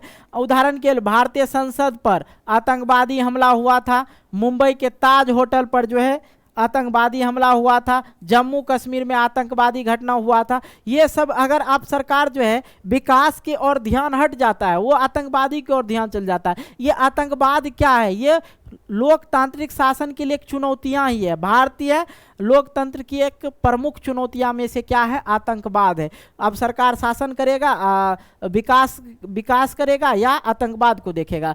सबसे पहला काम क्या होता है, विकास को छोड़ो, सबसे पहले देश को बचाने के लिए सोचते हैं वो लोग, ठीक है। जो सत्ता में बैठे होते हैं वो क्या चाहते हैं, हमारा देश जो है किसी प्रकार से सुरक्षित रहे। नेक्स्ट, भारतीय लोकतंत्र के अन्य प्रमुख जो चुनौती है आतंकवाद, आप समझ लिए। एक और चुनौती आता है अलगावाद। अलगावाद में क्या होती है, ये लोग जो हैं सिख लोग हैं। सिख लोग का कहना था कि भैया हम लोग को अलग एक खालिस्तान देश बना दीजिए, ठीक है, अलग बना दीजिए। ये भी कहीं ना कहीं क्या होता है, अब सरकार विकास करेगा कि लोग पे सोचेगा। ध्यान समझिए, जाति, भाषा, जाति एवं नस्ल के आधार पर अलग देश की मांग करना, अपनी मांग को पूरा करने के लिए हिंसा का सहारा लेना, जैसे कश्मीर को अलग देश बनाने की मांग, सिखों के लिए अलग देश खालिस्तान की मांग, ये सब क्या अलगावाद जो है क्या है, कहीं ना कहीं लोकतंत्र का क्या है, चुनौतियां हैं। अब सरकार विकास दर को सोचेगा, विकास करने के लिए सोचेगा कि लोग का सोचेगा, ये लोग धरना प्रदर्शन कर देता है, मार धार शुरू कर देता है, मार देंगे, ही कर देंगे। ये लोग का कहना है भैया भाषा और जाति और नस्ल के आधार पर अलग देश बना दीजिए हम लोग का, ठीक है, हम लोग आपके साथ नहीं रहेंगे। तो ये लोग को समझाता, रे बेवकूफ, हम लोग भारतीय हैं, भारत जो है सबको प्यार करता है, ठीक है, तुम यहीं रहो, ठीक है। ये लोग को समझाने में समय चला जाता है। अपनी मांग को पूरा करवाने के लिए लोग लाठी, भरसा, गोली, बंदूक सब निकाल देता है, ठीक है। और ये जो है सिखों के अलग और खालिस्तान की अलग मांगे होने लगते हैं, अलग देश बनाने के लिए मांग करने लगता है सरकार से। कहीं ना कहीं ये क्या होता है, लोकतांत्रिक शासन व्यवस्था के लिए चुनौती है। नेक्स्ट समझिए नक्सलवाद। अब भैया ये नक्सलवादी लोग में जो औरत वगैरह भी जाने लगा, ये लोग सीधे टारगेट लेता है, ठोक देता है, ठीक है। इसमें क्या होता है, लोकतांत्रिक व्यवस्था में विश्वास नहीं रखता है। ये लोग जो होता है नक्सलवाद जो लोग होते हैं, लोकतांत्रिक शासन व्यवस्था में विश्वास है नहीं, लोग को अपनी बात मनवाने के लिए हिंसा के सहारा लेता है। सरकार को बोल देगा हर चीज हमने तो उड़ा देंगे, हमको दीजिए 1 करोड़ रुपया। अब सरकार उसको देखेगा कि विकास दर को देखेगा। तो ये अगर ये लोग जो है लोकतंत्र में विश्वास ही नहीं रखता, उड़ा भी देता है कहीं ना कहीं कभी कभी। तो ये होता है नक्सलवाद, इसको भी संभालना पड़ता है। देखिए लोकतांत्रिक शासन व्यवस्था में बहुत सारी चुनौतियां हैं, आपको प्रमुख चुनौतियों से हम अवगत कराते हैं। भ्रष्टाचार, तो भैया सरकार द्वारा बने जन कल्याणकारी योजना का लाभ सभी लोगों तक सीमित मात्रा में पहुंचता है और इनका दुरुपयोग कर कुछ लोग के द्वारा अपने हित में कराना चाहता है। ध्यान से समझिएगा, भ्रष्टाचार हमारे भारत में सबसे ज्यादा चीजें हैं, लोकतंत्र की चुनौतियां हैं, तो वो भ्रष्टाचार है। चाहे वो सत्ता के लोग हो या सरकारी अधिकारी हो। सरकारी अधिकारी भी देखते हैं ना, कहीं पे भी जाइएगा, जो काम आपसे नहीं हो रहा है, आप 50 बेर दौड़ रहे, 50 टकिया हाथ में थमा दीजिए, वो काम शुरू हो जाता है। तो सरकार द्वारा जो कल्याणकारी योजना निकाला जाता है वो सभी लोगों तक सीमित पहुंचता है। ऐसे मान लिया जाए बाथरूम बनाने के लिए, ठीक है, बाथरूम बनाने के लिए देखिएगा 15,000 रुपया सरकार देता है, ठीक है, 15,000 रुपया सरकार देता है, लेकिन जन लोग के खाते में कितना आता है, 10,000 रुपया तक लगभग पहुंच पाता है। 10,000 के 8,000 एक रो में आ जाता है। एगो दूगो सत्ता में जो रहता है, मुखिया सरपंच समिति जो भी रहे, वो लोग आ जाता है, 2,000 रुपया हमारे बने छे, देन दियो 2,000 रुपया, फिर 8,000 एक बच जाता है। तो ये सीमित रह जाता है और इनका दुरुपयोग करते हैं लोग, जो है कुछ दुरुपयोग करते हैं, अपने हित में कराना चाहते हैं। अब उसके नाम पे आ गया, मान लिया जाए ये बाथरूम बनाने के लिए रमुआ के नाम पे आ गया, तो श्यामुआ क्या करेगा, श्याम क्या करेगा, ये बड़ा तेज लड़का है, ये कहेगा हमरे नाम पे करने दीजिए, 15,000 में 5,000 हम आप ही को दे देंगे, क्या टेंशन ले रहे हैं। तो अब ये जो लोग जो है इसके बीच में सरकार जो कल्याणकारी योजना लाते हैं, डायरेक्ट तो आपके खाते में नहीं थे, उसके लिए बहुत सारी एक लंबी प्रक्रिया से गुजरना पड़ता है।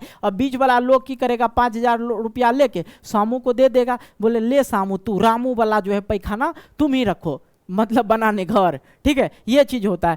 और भी है भ्रष्टाचार, जैसे रोजगार हेतु मनरेगा का काम जो है करोड़ों के माध्यम से होता है, पंचायती राज में करोड़ों के माध्यम से होता है। मुखिया लोग गटक जाता है, उसको क्या करता है, मुखिया लोग अपने अंदर गटक जाता है। उसमें क्या होता है, मनरेगा में जो है 100 व्यक्ति को जो है काम देना चाहिए, ठीक है, कम से कम 100 दिनों के लिए 100 व्यक्ति का काम होता है, उसे काम देना चाहिए। और लोग क्या करता है, आज के डेट में हम देख रहे हैं कि पंचायत राज में कि लोग मनरेगा वाला पैसा तो लोगों के खाता में लोग सरकार इस तरह बना दिया कि लोग एक खाता में देंगे पैसा, और की करता है वो अपने जो 4 गो 5 गो चेलवा चपटिया रखता है मुखिया वगैरह, उन्हीं के खाता में पैसा डालेगा ताकि उससे पैसा ले लेता है। अगर 5,000 आया तो 200 दे देता है और 5,000 रख लेता है। ये चीजें हो रही है, ठीक है।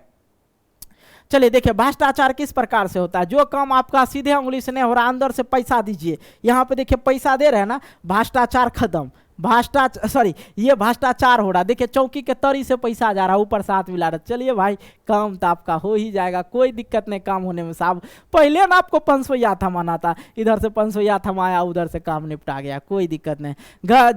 जाइए सरकारी अस्पताल में, आपको नहीं पहचानता है तो आपका पेशेंट मर का है, डॉक्टर नहीं आता है देखने के लिए, रियलिटी है यही, ठीक है। लेकिन अगर आप स्टाफ वगैरह को 500-600 दे दीजिए, हमारे काम करने दीजिए जल्दी से, तुरंत हो जाएगा काम, और में कोनो दिक्कत, तुरंत होगा काम, काहे ना होगा, ठीक है। ये होता है भ्रष्टाचार, चौकी के अंदर से टेबल के अंदर से पैसा जाता है, ठीक है। सरकार अभी गाड़ी वगैरह रोक लेता है, ठीक है। अगर आप हेलमेट नहीं पहनते हैं तो कानूनी तौर पे कहीं ना कहीं आप गलत कर रहे हैं, आपको हेलमेट पहन के ही बाइक को ड्राइव करना चाहिए। अगर नहीं पहनते हैं तो ये कहीं ना कहीं अपराध है, उस आपके ऊपर चालान कटना चाहिए। लेकिन ये लोग क्या करते हैं, पुलिस लोग का बहुत सारा गलती हम बता सकते हैं, ठीक है। अगर बताने लगे तो हजारों गलती मेरे मुंह से निकलेगा, ठीक है ना। वो लोग की करता 500 लेता है, जेबी में कस लेता है, हाँ चलो ठीक है, आगे से हेलमेट पहन के आना।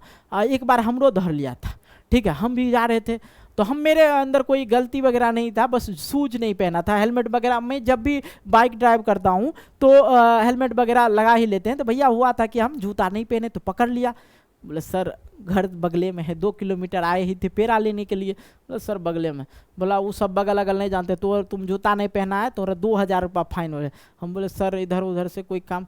बोला इधर है 100 रुपया का नोट, इधर डालो। डाले तो हम भी बड़ा होशियार आदमी थे, 10 टकिए डाल के चल गए। तो ये कहना कहीं भ्रष्टाचार होता है। अब भ्रष्टाचार जो भी हो अपने हिसाब से सब लोग अपना काम निकालते रहते, ठीक है, ये चीज़ें होती है, ठीक है। लेकिन हेलमेट पहन के हमेशा चलना चाहिए, क्योंकि वो लोग तो 50-100 रुपया लेके छोड़ देगा। अगर कहीं ना कहीं दुर्भाग्यवश आपका एक्सीडेंट हो जाता है तो ये खत्म, तो टेंशन खत्म। ओके चलिए, काला धन। भैया मोदी जी बोले थे कि काला धन हम वापस लाएंगे, क्या किए थे, हजरिया और पंसुइया को बंद कर दिए थे। पता नहीं काला धन कहाँ सटक गया, फटक गया, आज तक पता ही नहीं चला। काला धन का कोई हिसाब वगैरह नहीं है, ठीक है। पंसुइया और हजरिया बंद करने से कोई प्रभाव नहीं पड़ता, और जिनके पास पैसा होता है उनके पास हर एक ताकत होता है, ध्यान दीजिएगा, ठीक है। जिनके पास पैसा होता है उनके पास हर एक ताकत होता है, हर एक बुद्धि होता है, वो किसी भी प्रकार से पैसा का पैसा बना सकता है, ठीक है। मेरे पास अगर करोड़ों का 2000 है ना, तो हम की करेंगे 30% दे देंगे एक्सचेंज वाला को। बोले भैया चेंज कर दो, आराम से चेंज हो जाए। कहा मोदी जी यहाँ पे गरीब लोग को दिक्कत हुआ था, हम लोग को दिक्कत हुआ था कि एटीएम में जा के भीड़ लग गया था, ठीक है। हम लोग को ज़्यादा पैसा वगैरह का तो दिक्कत नहीं हुआ था, निकालने में पैसा दिक्कत हो रहा था, ठीक है। अब ये वो 2 पंसैया रह गया था पैकेटवा में, तो ओकरा तो हम इधरे उधरे करके चला दिए थे। काला धन सही ढंग से कमा, काला धन कहते हैं किसको, ध्यान समझिए, ठीक है। सही ढंग से कमाए गए धन पर सरकार को कर नहीं देना, ठीक है। सही ढंग से कमाए गए धन पर सरकार को कर नहीं देना, क्या होता है, वो काला धन होता है। अगर आप किसी भी प्रकार से कमा रहे हैं कोई दिक्कत नहीं, बट अगर आप ज़्यादा कमा रहे हैं, आपकी अर्निंग 5 लाख से अधिक है, तो आपको इनकम टैक्स देना पड़ता है, ठीक है। अगर इनकम टैक्स नहीं देते हैं तो वो आपका धन जो है क्या होगा, काला धन, ब्लैक मनी। गैर कानूनी तरीके से कमाए गए धन, रिश्वत, कालाबाजारी, तस्करी आदि, इसके कारण सरकार द्वारा जन कल्याण योजनाओं में भरपूर पैसा खर्चा नहीं हो पाता है, ठीक है। अब देखो क्या होता है, जन कल्याण के लिए पैसा कहाँ से लाएगा, मोदी जी के कोनो गाछ है पैसा वाला जो हिलाएगा पैसा आएगा, हम ही लोग से पैसा लेते हैं। जो भी सरकार जो हम लोग के लिए काम करते हैं वो लोग क्या हम ही लोग से पैसा लेते हैं, क्या लेते हैं, टैक्स लेते हैं। अब भैया हम टैक्स देंगे ही नहीं, हम टैक्स देंगे ही नहीं तो क्या होगा, मोदी जी आए देखिए जीएसटी शुरू कर दिया, क्या शुरू कर दिया, जीएसटी, गुड सर्विस टैक्स। इसको क्या बोला जाता है, गुड सर्विस टैक्स बोला जाता है, ठीक है। ये पर आप प्यार से दीजिए, गुड सर्विस टैक्स शुरू हो गया। आप रेस्टोरेंट में गए, हम खाने के लिए, हमारा बिल हुआ 300, ले लिया 315 रुपये, क्या किया 315 रुपये। हम बोले रे भैया ये क्या है, बोला सर जीएसटी। हम बोले वाह, खाने में भी जीएसटी, हर जगह आप जीएसटी आपको पे करना होगा, ठीक है। झोला लीजिए कुछ भी लीजिए, जीएसटी लेना पड़ता है। तो गैर कानूनी तरीके से कमाए गए धन, रिश्वत, कालाबाजारी, तस्करी, ठीक है। तस्करी किसको होती है, तो ये जो होता है ना, कुछ कुछ जीव वगैरह बेच जाना, या किसी भांग गांजा फूका जाता है, जो गांजा का तस्करी करना, अलग अलग चीज़ों की तस्करी होती है जो छिपा के किया जाता है। जैसे शराबे का तस्करी कर रहा है, अभी बिहार में शराब नहीं चल रहा, शराब आ रहा तो तस्करी ये हुआ, ठीक है, ये चीज़ें और आदि। इनके कारण सरकार द्वारा जन कल्याणकारी योजनाओं में भरपूर पैसा खर्च नहीं हो पाता, क्योंकि ये लोग जो है क्या करता है, गैर कानूनी पैसा कमाता है, उसको व्हाइट मनी बनाता ही नहीं, टैक्स देता ही नहीं, तो सरकार के पास पैसे नहीं आएगा तो कहाँ से जन कल्याण करेगा, नहीं कर पाएगा। इसलिए जो है लोग, सरकार जो है टैक्स लगा सकता है, और संविधान में भी दिया गया है कि टैक्स लगा सकता है। ओके, मोदी जी ने काला धन के लिए क्या क्या था, 1000 और 500 रुपया का नोट के नोट रखने वालों की नींद क्या है भैया, उड़ा दी और भारत में खुशहाली फैला दी। तो मोदी जी कहाँ है काला धन, हमको तो कहीं नहीं दिखा मोदी जी काला धन, कहीं है, किसी को पता है भैया बताना काला धन किधर है, हम समझेंगे कि इधर उधर होगा, ठीक है।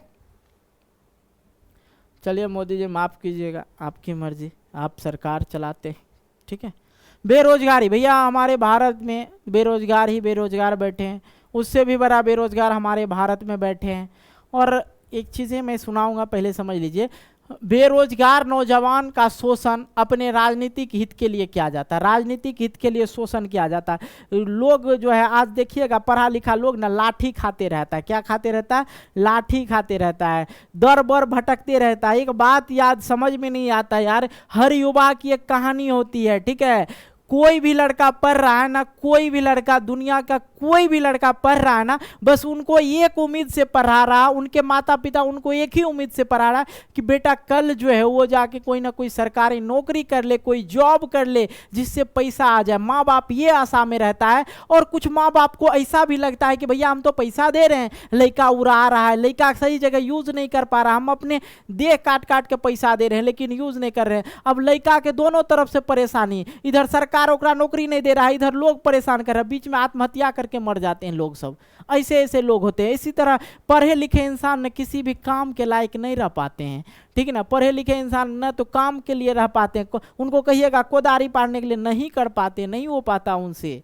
सुकुमार होते हैं विद्यार्थी, बहुत ज़्यादा सुकुमार होते हैं। रूम में बैठ के सिर्फ वो स्टडी करने के लिए जानता है, उसके अलावा कुछ नहीं जानता विद्यार्थी। ध्यान समझिएगा, बेरोजगार का दर्द सिर्फ पढ़ा लिखा युवा ही जानता है। जब वह खर्च के लिए अपने अनपढ़ माँ बाप से पैसा मांगता है। कहा जाता बेरोजगार का दर्द, ठीक है। क्या था भैया, भूल गए। चलो भाई एक चीज समझ लो, बेरोजगारी का दर्द पढ़ा लिखा लड़का ही समझता है। बेरोजगारी का दर्द पढ़ा लिखा ही लड़का समझता है जब वो अपने अनपढ़ माता पिता से जब पैसा मांगता है पढ़ने के लिए। लेकिन उन माँ बाप का भी क्या दोष है, वो तो किसी ना किसी तरह से अपना फटा हुआ कपड़ा, अपने लिए किसी भी प्रकार का कपड़ा नहीं पहन के बच्चों के लिए नया शर्ट नया जीन्स देते हैं कि ताकि हमारे बच्चे पढ़ें, ताकि वो अच्छे कर्म कर सके, अच्छे काम के लिए वो हो सके। हमारा नाम नहीं तो कम से कम वो अपने लिए दो वक्त की रोटी जीवन यापन के लिए तो कमा सकेंगे। और बिहार में इतना बेरोजगारी है ना, मोदी जी ध्यान दीजिए, बर्बाद हो रहे हैं, ठीक है। कुछ लोग को लगेगा ये बात हमर वाला बात, कह रहा बिजनेस करो, चाय बेचो, चाय बेच के प्रधानमंत्री बन गया। कहाँ भाई लिखा है चाय बेच के प्रधानमंत्री बन गया, पता नहीं। सब्जी नहीं बेचने वाला कोनो दिन कहेगा मुख्यमंत्री बन गया, तो ये सब जो है हम पर हुआ नहीं जानते हैं। सीधी बात, बेरोजगारी है और बेरोजगारी हटेगा ऐसा नहीं कह रहे हैं हम कि सरकारी नौकरी से बेरोजगारी हटता। आप उस तरह के स्कीम निकालें ताकि जो युवा लोग हैं उस स्कीम में काम कर सके और देश की आर्थिक व्यवस्था का भी सुधार हो। इस प्रकार के स्कीम निकाला जाए ताकि हमारा देश और भी मजबूत हो, है कि नहीं। क्या भाई कोनो गलत बात बोल रहे, एकदम सही बात बोल रहे हैं। अन्य समस्या क्या है समझिएगा, सरकार के 3 अंग सरकार के 3 अंग होता है, कार्यपालिका, विधायिका, न्यायपालिका। ये कानून बनाता है, ये क्या करता है, कानून बनाता है कार्यपालिका, ये कानून चलाता है। और इसके लिए कौन होते हैं, उत्तरदायी, कानून का व्याख्या करता है। ये क्या करता है, कानून का व्याख्या करते हैं न्यायपालिका, ठीक है। ये के बीच टकराव, ठीक है, समझिएगा। सरकार के 3 अंग, कार्यपालिका, विधायिका, न्यायपालिका, ये तीनों के बीच में कभी कभी क्या होता है, टकराव हो जाता है। ये भी समस्या है। चुनाव में होने वाला अंधाधुंध खर्चा, ठीक है। जनता लोग जो है, जो सरकार लोग है क्या करता है, वैसे लोग को, पूंजीपति लोग को सत्ता में लाएंगे। जो क्या कर रहा है, पैसा अधिक है, वो लोग जो है काला धन कमा के रखता है, वही लोग को सत्ता में लाता है ताकि वो चुनाव के समय कर्जा उड़ा सके पैसा में, ठीक है। क्षेत्रवाद, भाषाएं, भौगोलिक एवं सांस्कृतिक आधार पर अलग प्रवेश की मांग करना, ये भी क्या है, समस्या ही। जैसे गुजरात में सौराष्ट्र का मांग करना, गुजरात जो है सौराष्ट्र का मांग कर रहा है, ठीक है। असम में बोडोलैंड की मांग करना। देखो गुजरात में सौराष्ट्र की मांग कर रहा है, असम में बोडोलैंड की मांग कर रहा है, और बिहार वाला जो है सिर्फ रोजगार की मांग कर रहा है। कहीं ना कहीं मिल जाए भीख, भैया दे दे रोजगार, लेकिन नहीं मिलेगा प्रभु। तो अन्य समस्याओं से भी राजनीतिक जो हमारी लोकतांत्रिक शासन व्यवस्था है, कहीं ना कहीं हमारा जो है इस सरकार और सत्ता पर से विश्वास धीरे धीरे कमते जा रहा है। उसकी कमियां यही है। बिहार में लोकतंत्र के लिए चुनौतियां, सबसे पहला वर्ड भ्रष्टाचार। सरकार द्वारा जन कल्याणकारी योजना में लाभ सभी लोग तक सीमित मात्रा में पहुंचना, इनका दुरुपयोग लोगों के द्वारा अपने हित में करना, जैसे वृद्धावस्था में जो पेंशन मिलता है, बूढ़ा लोग को पेंशन मिलता है, धांधली, मनरेगा में धांधली, इस सब में धांधली होता है। एक हम देखे हैं कि हमारे चाचा 45 साल के हैं, हमारे पिताजी का उम्र 50 से 55 के बीच में होगा, हमारे चाचा जी का उम्र 40 से 45 में होगा। अब मेरे चाचा जी को क्या मिल रहा है, वृद्धा पेंशन मिल रहा है, मेरे पापा को नहीं मिल रहा है। ठीक है, तो ये चीज़ें हो रही है, कहीं ना कहीं ये गलत उपयोग करना होता है। ठीक है, तो भ्रष्टाचार, सरकार द्वारा जन कल्याणकारी योजना में लाभ सभी लोगों तक सीमित ही रह जाते हैं, नहीं पहुंच पाते, इनका दुरुपयोग किया जाता है और अपने हित में करना चाहता है सभी जन कल्याणकारी योजना। जैसे मुखिया जी के सामने देखिएगा बल्ब लगा देगा बड़ा सा, मुखिया जी के दरवाजे पे चापाकल हो जाएगा सरकारी, मुखिया जी के घर पे रोड चमचमाता जाएगा। ठीक है, ये सब जो है क्या हो, मुखिया जी अपने हिस्से में ले लेते हैं। ठीक है, चापाकल, कल, नल, जल, सब चीज़। अब बाकी गरीब लोग जो है, गरीब लोग ऐसे झाल बजाते रह जाते हैं। अब यहाँ पे जो है वृद्धा पेंशन के लिए मुखिया जी के जो है 10 दिन जाइए, मुखिया जी वृद्धा पेंशन के नाम मिलते हैं। चलो भाई, ये सब चीज़ें होती है। बिहार में सबसे ज़्यादा क्या है, भ्रष्टाचार है। बिहार में भ्रष्टाचार है, इसलिए बिहार इतना पिछड़ा हो गया, क्या पूछें। ठीक है, शुरुआती से जातिवाद है बिहार में। एक और चीज़, सबसे बड़ा चीज़ हमको खुन्नस बढ़ता है कि जातिवाद है यहाँ पे बिहार में। क्या है, जातिवाद है। कोई जो जाति का प्रतिनिधि खड़ा होता है वो अपने जाति को वोट देता है। कहीं ना कहीं ये चीज़ें हमें बहुत बुरा लगता है और सभी इंसान को ये सोचना चाहिए हमें जातिवाद से किसी भी प्रकार का कोई मतलब नहीं रखना है। ठीक है, रखना है किस प्रकार का मतलब, जो सत्ता के लिए सही होगा, जिसे हम चुनेंगे वो सही काम करें। इन्हें के दे दिए हैं जातीय वोट, ये सब गलत चीज़ है। जाति के आधार पर मतदान एवं जातिगत आधार पर संघ एवं संगठन बनाना, और जातीय लोग का जो है वो लोग क्या करता है, उसी लोग को संघ बनाते हैं, उसी लोग को अपने अधिकार में भी लेते हैं, राजनीतिक दल में भी उसी लोग को शामिल करते हैं। तो ये चीज़ें कहीं ना कहीं बिहार के अंदर भी अभी भी जातिवाद है। ओके, परिवारवाद क्या होता है, जो सत्ता में आया ना वो सोचता है हर पद पर हमारे परिवार के लोग। जैसे अभी देखिएगा, ये नॉर्मल सी बात बता रहे हैं। अभी देखिए मुख्यमंत्री है नीतीश कुमार, बाकी इधर से आरजेडी आ गया। ठीक है, आरजेडी आ गया, लालू प्रसाद के दोनों बेटा क्या हैं, एगो डिप्टी मंत्री हैं, एगो स्वास्थ्य मंत्री था पहले, अब पर्यावरण मंत्री हो गया। अब पर्यावरण मंत्री का क्या काम होता है पता उनको ये भी नहीं चलता और इधर उधर घूमते रहते हैं। हालांकि बहुत सारे भाई बहन को इस चीज़ का बुरा लगा होगा, सर जी आप ही गलत बोल दे, लेकिन हम सच बता रहे हैं। सत्ता का अधिकार वैसे व्यक्ति को देना चाहिए जो सत्ता के बारे में जाने। ठीक है, जो ऐसे व्यक्ति को मत दो जिसको सत्ता के बारे में पता ही नहीं हो। ठीक है, किन्हीं को लगा होगा तो भाई माफ़ करना, कोई बात नहीं। हमारे क्या बोले, ये बिहार में जो है लोकतंत्र की चुनौती के रूप में परिवारवाद प्रमुख है। किताब में आपका दिया हुआ, अपने ही परिवार के लोगों को आगे बढ़ाने के लिए सोचता है। दलों में शीर्ष पर हमेशा एक ही परिवार के लोग को रखना चाहता है। ठीक है, इसमें सत्ता में आम लोगों की भागीदारी सीमित हो जाती है। जैसे चुनाव का टिकट का बंटवारे में परिवार को प्राथमिकता दिया जाता है। राजनीतिक पद पर नियुक्त एवं नौकरी में भर्ती किसके, पारिवारिक लोग को दिया जाता है। ये बात याद रखिएगा, हमने ये बात बोला होगा तो आपको लगा होगा के वो कुछ व्यक्ति को, लेकिन एक चीज ध्यान दीजिएगा। अब देखिए, वो हम नीतीश कुमार का बात नहीं करेंगे, ओकरा परिवार में तो कोई है ही नहीं। ठीक है, यहाँ पे लालू जी के ही परिवार के बारे में बात करते हैं। हमारा कोई अटेंशन नहीं है कि लालू जी गलत हैं। लालू जी एक बहुत बढ़िया राजनीतिक नेता थे। ठीक है, अब यहाँ पे एक चीज़ हम समझा रहे हैं, यहाँ पे परिवारवाद हम इसलिए अब समझा रहे हैं कि लालू के दोनों बेटा तेजस्वी और तेज प्रताप दोनों जो है अभी मंत्रीय पद पे है कि नहीं है। और इससे पहले एक बात याद रखिएगा, आरजेडी में जितने भी राजनीतिक दल थे, कार्यकर्ता थे, आज तक उन्हें किसी भी प्रकार के मंत्री पद स्थापना करने का मौका मिला नहीं मिला, क्योंकि परिवारवाद चलता है। बिहार में क्या चलता है, परिवारवाद चलता है। अब आप लोग को संतुष्टि मिल गया होगा किस प्रकार से मैंने उस चीज़ को व्याख्या किया था। ओके, कोई दिक्कत जी नहीं। तो देखो, इसमें सत्ता में आम लोगों की भागीदारी सीमित हो जाती, नहीं दी जाती, कम सम दिया जाता है। चुनाव के टिकट में बंटवारे में परिवार लोग को ही दिया जाता है। राजनीतिक पद पर नियुक्त पद, नौकरी में भर्ती के लिए पारिवारिक लोग जो होते हैं उन्हीं को दिया जाता है। ठीक है, अब देखो दूसरी बात चल रहा है राजनीतिक सुधार। राजनीतिक सुधार के लिए निम्न कार्य किए जा सकते हैं। सबसे पहले देश में व्यापक स्तर पर शिक्षा का प्रसार होना चाहिए। देखो किसी भी देश में अगर शिक्षा अगर बढ़ जाए ना,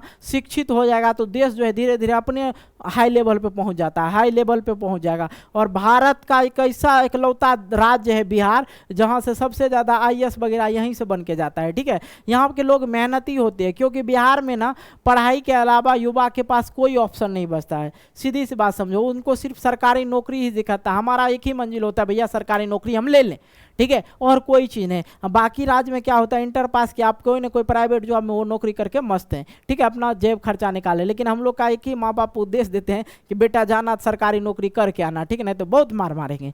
ये चीज़ें होती है। कहीं ना कहीं शिक्षा का स्तर जो है बढ़ाना चाहिए और भी जागरूक करना चाहिए। बहुत जगह अभी भी स्कूल की व्यवस्था नहीं है, ठीक है, तो वहाँ पे शिक्षा का व्यवस्था को बढ़ाना चाहिए। बेरोजगारी के लिए रोजगार का व्यवस्था करना होगा। सामाजिक भेदभाव को, असमानता को दूर करना होगा। समाज में जो भेदभाव हो रहा है उसको हटाना पड़ेगा। निष्पक्ष चुनाव और नागरिक के चुनाव भागीदारी होना चाहिए, ठीक है। अभी देखिएगा कहीं कहीं क्या होता है, जातिवाद को ही लेके मैंने बताया कि जाति अपने जाति के वोट दें की कर भी बढ़ गए, बेवकूफी अच्छे थे की कर भी दही न वोट, वह होता है। लेकिन ये कहीं ना कहीं गलत है।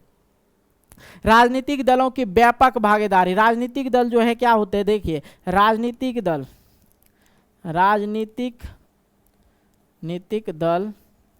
और बाद क्या होता है, सत्ता में शासक, सरकार दे दीजिए, सरकार, और ये लोग यहाँ पे होता है जनता। यहाँ पे जनता की हर मांग को कौन सुनता है, राजनीतिक दल। और राजनीतिक दल सुन के कहाँ पहुँचाता है, सरकार के पास, क्योंकि वोट मांगने टाइम में कौन आता है, राजनीतिक दल आता है, ना कि आपका सरकार आता है। इसलिए राजनीतिक दल को ही जनता का हर समस्या को सुनना पड़ता है और सरकार के साथ उसे साझा करना पड़ता है, बताना पड़ता है। तो ये जो है राजनीतिक दलों को व्यापक भागीदारी निभाना होगा कि जनता की हर समस्या को सुलझाना पड़ेगा, राजनीतिक तभी सुधार होगा। पंचायती राज व्यवस्था को मजबूत करना होगा। पंचायती राज व्यवस्था जो है उनको और भी मजबूत करने की आवश्यकता है। अब आता है कि विधायिका एवं महिलाओं की कम प्रतिनिधित्व, ठीक है, विधायिका में महिलाओं की कम प्रतिनिधित्व, मतलब विधायक वगैरह में जो है महिला का जो है कम प्रतिनिधित्व है, ठीक है, बहुत कम है। ध्यान से समझिएगा, भारत की विधायिका में महिलाओं की प्रतिनिधित्व पहले आम चुनाव से लेकर 16वीं लोकसभा चुनाव एवं राज्य की विधानसभाओं में बढ़ी, तो लेकिन स्थिति अभी भी असंतोष प्रसद है, ठीक है, असंतोषजनक नहीं है, संतोषपद जनक नहीं है। ध्यान समझिएगा, आम चुनाव होता था पहले, क्या होता था, 1900 समझा ही देते हैं भैया, 1951 में जवाहरलाल नेहरू बने थे प्रधानमंत्री। मैं बार बार आप लोग को याद दिलाता हूँ, ठीक है। उसके बाद आम चुनाव के बाद उसके बाद ये मर गए, तो फिर लाल बहादुर शास्त्री बना था, लाल बहादुर शास्त्री। फिर आ गया, आम चुनाव हुआ था, आम चुनाव में फिर कौन बन गया, 1964 में बना था, 2 साल आज किया 66, तो 66 के बाद 66 में जो है आम चुनाव हुआ था 1966 में, तो इंदिरा गांधी बना था। फिर 19 इसके 5 साल बाद फिर आम चुनाव हुआ था।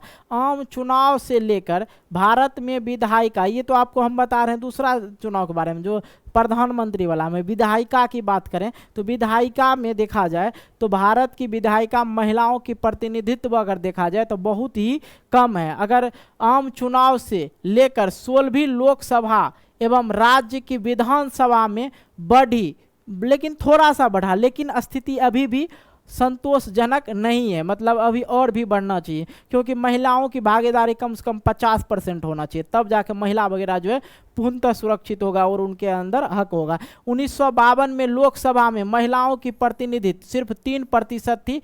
15वीं लोकसभा में प्रश्न पूछा जाता, 15वीं लोकसभा में लगभग 10% है, जबकि 16वीं लोकसभा में महिलाओं की प्रतिनिधित्व जो है कितना है, 10.23% रहा है। यह महिलाओं की जनसंख्याओं के अनुपात में काफी कम है, ठीक है, महिलाओं की जनसंख्या के अनुपात में काफी कम है। कोई दिक्कत हुआ जी समझने में?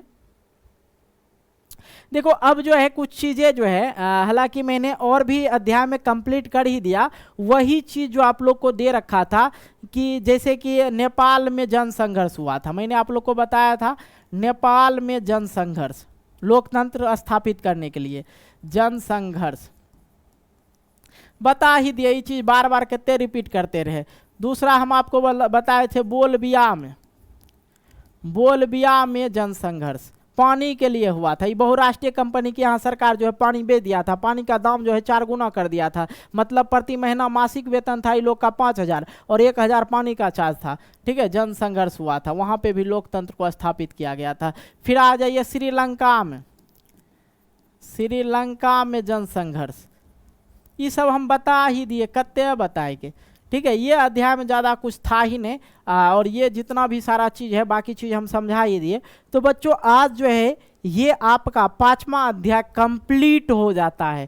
किसी को तफड़ भी कहीं दिक्कत हो ना मेरे भाई, कमेंट बॉक्स पर है कर देना मेरे भाई। ठीक है, और याद रखना इसके जस्ट बाद, ठीक है, इसके जस्ट बाद नेक्स्ट वीडियो जो आएगा इसका प्रश्न उत्तर आएगा। ठीक है, इसके इस अध्याय में, ठीक है, अध्याय में जो है अध्याय में जितने भी प्रश्न है, ठीक है, सभी का आंसर भी हम आपको करवा देंगे, चाहे वो ऑब्जेक्टिव प्रश्न हो या एंड लिख देते हैं सब्जेक्टिव प्रश्न हो, सभी चीज़ को हम लोग बारीक से देखेंगे और आप लोग का सिविक्स खत्म हो जाएगा। फिर हम लोग दूसरे सब्जेक्ट में प्रवेश करेंगे। हम जो भी अध्याय पढ़ाए हैं सिविक्स में आप लोग को, पहले अध्याय कंप्लीट करवाते, पहला अध्याय कंप्लीट हुआ उसका प्रश्न उत्तर, दूसरा अध्याय कंप्लीट हुआ उसका प्रश्न उत्तर, इस प्रकार से हमने पूरे सिविक्स को पढ़ चुका है।